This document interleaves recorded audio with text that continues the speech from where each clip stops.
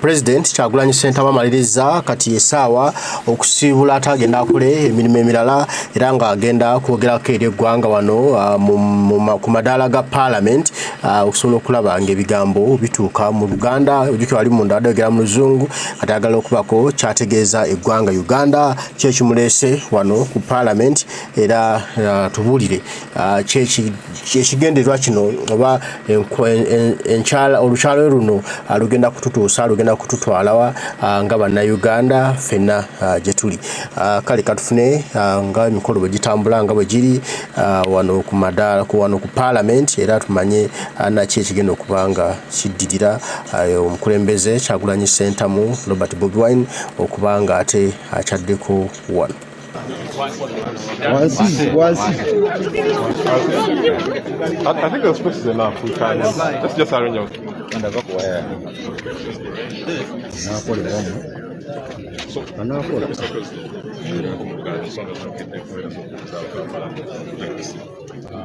Kusooka nebaziza liida waffe watimu yaffe ya Palamenti Okuva Ssenyonyi ne ttiimu yonna gy'akoze nayo okufulumya bajeti yaffe eno etali nnene nnyo naye ate ng'efokasinga ku bintu ebiyamba abantu ng'egoberera n'omulamwa oguusitula eddembe ly'abantu si kweyagala bweyagazi naye n'okuenjoyinga oba okunyumirwa oba okweyagalira mu bintu ebyo bibasaanira okweyagaliramu mu mateeka. Naye okusingira ddala obubaka bwange wakati mu kubeebaza olw'okuvaayo ne bajeti eno ennungi n'ebirowoozo ebirungi mbajjukiza abakulembeze baffe nti ebirowoozo ebirungi tujja nabyo bibadde nga bireetebwa naye ekizibu kye tulina ebirowoozo bikoma kuleetebwa. Ekizibu ekisinga ekya Uganda yenna kyemalira Yoweri Museveni nga ye sente z'eggwanga zonna azimalira mu kwekumira mu buyinza kugulirira abakulembeze bamwetoolodde na kunyigiriza abantu. So ekizibu kye tulina okusooka okugyawo yenna kyemalira Museveni then tubeere n'eddembe ebisaasanya sente za Uganda si mu kwejalabya naye mu kutereeza ebyo ebisaana okutaasa abantu ng'amasomero ng'amalwaliro n'ebirala bifaanana bwe bityo. Kiki oyogera ku nsonga ezigenda mu maaso badde owulira mu Palamenti naddala ensonga za komishona mutuuseewo? Well, saagala ensonga eno nene egiridusinga ku muntu omu.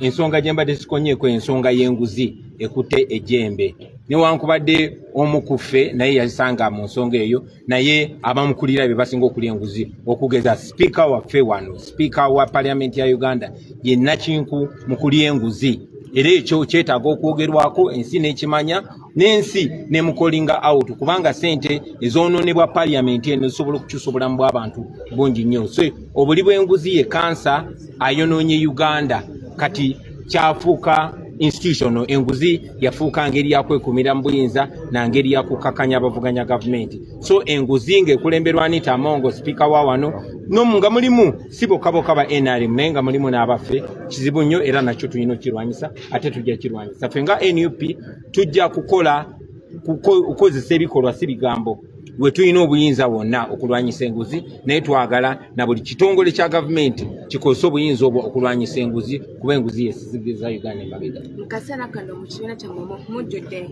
kanjite obutalotalo oba entalotalo tekikosa nga gyemulina okutambulawo emirimu gyammwe ensonga y'obutalotalo mmwe bannamawulire mmwe abagiteekawo tewali lutalo lwonna okuleka ng'oŋŋamba nti okola ekituufu luba lutalo. Okola ekituufu we luba lutalo then tuli mu lutalo era tulina okubeera mu lutalo nga tulwanyisa enguzi nga tulwanyisa obulyake nga tulwanyisa obwannakyemalira lwo luba lutalo.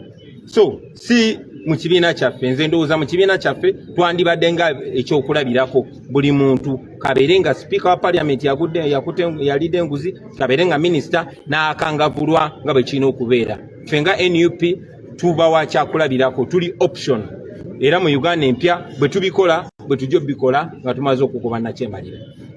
Kiki byeyogera ku bigambo bya Honorable Mpuuga bye yagamba nti wa under siege? Saagala nnyo kukendeeza kwogera kwange kukukakanya ate kussa ku bammemba bange benkulembera mu kibiina. Njagala nnyo njogere ku nsonga ezigasa eggwanga lyonna. Kati bajeti eno si ya NUP yokka wabula reflectinga ekifaananyi kya opposition yonna.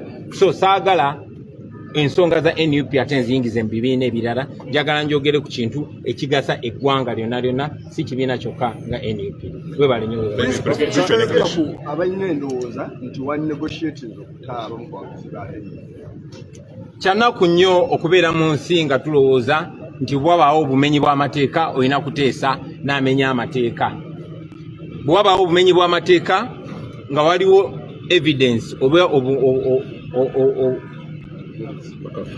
obujulizi obumulumika then amateeka gakole bwe mugamba nti omuntu bw'aba amenya etteeka bateesaganye naye then tugyewo amateeka bibeere byakuteesaganya baganda baffe abaasibwa mu makomera tebalina musango n'olw'ensonga eyo balina okuyimbulwa embagirawo awatali kakwakulizo kuba tebalina musango bwe baba balina omusango baleetebwe mu kooti bavunaanibwe omusango gubake mu vi oba bagusinge bejjerere so si kuteesaganya nabo eyo enkola yakiyeekera tetukkiriziganya nayo tukkiriziganya mu nfuga ey'amateeka era bwe tunatwala obuyinza yenfuga gye tujja okutambuliramu.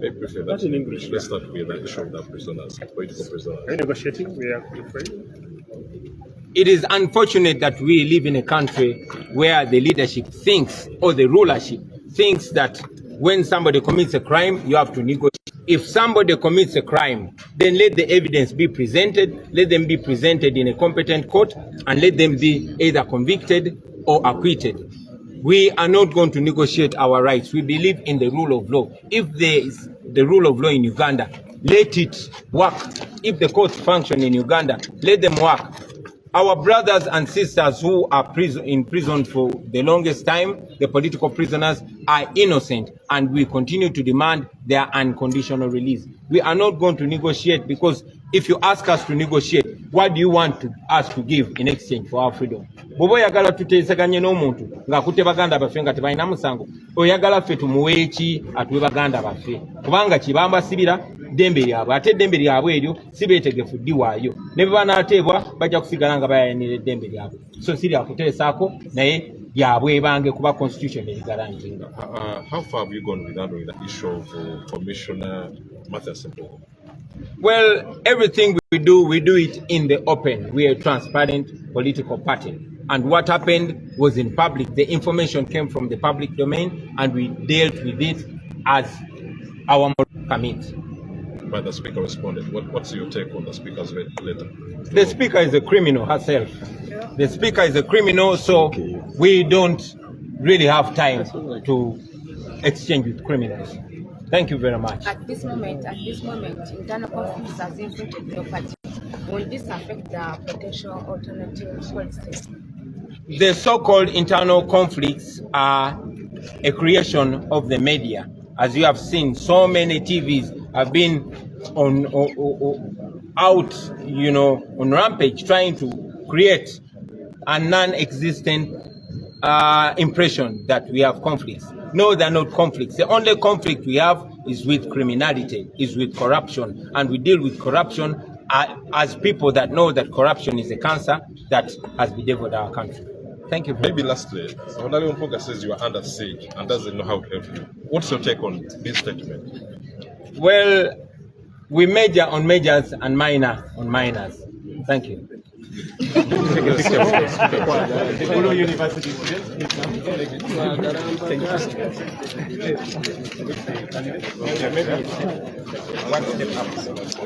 Kale mwebale nnyo ndowooza ebisinga mbiwulidde tetugenda kusukka president ajunzise bulungi kuba oliyo nga bwandijagadde ebiseera ebisinga yeewala nnyo okubeera mu ntalo naye bannamawulire bagezaako kiteekawo era awunzise nga bwe badde baagala abagambye talina budde bwogera ku muntu we major on majors and minors on minors. His Excellency the Republic of Uganda.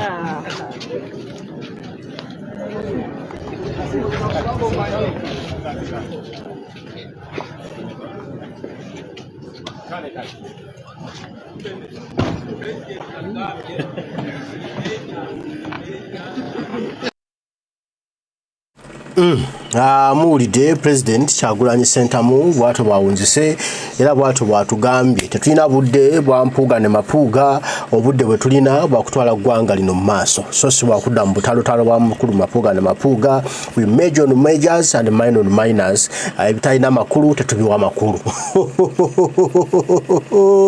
oyo ye Kyagulanyi Ssentamu Robert Bobi Wine omulaba gwe n'omuyita ow'omuzannyo ow'okusaagirako ye tebamusaagirako ye tebamuzannyirako ensonga azogedde era ensonga azituukiriza bulungi katugwe Munnayuganda kimanye tulina olugendo lunene lutulina okukwata tulina okutambula okugenda mu maaso eyo era okulaba nga tutereeza eggwanga lyaffe nze naawe tusobole okulaba nga Uganda etutumuka Uganda egenda mu maaso tusobole okugyeyagaliramu era tusobole okubeera abasanyufu mu ggwanga lyaffe Uganda esobole okutunyumira ne Munnayuganda anyumirwe eggwanga lye ng'omuwi w'omusolo naye anyumirwa Uganda lye ng'omuwi w'omusolo naye yeeyagalira mu Uganda ye tusobole okubanga buli kimu tukyenyumirizamu ate nga kitutwala mu maaso nga Bannayuganda ate nga ebyobulamu bya bulamu ddala ng'ebyenjigiriza byanjigiriza ddala ng'enguudo ddala so nga si bintuntu ebiri awo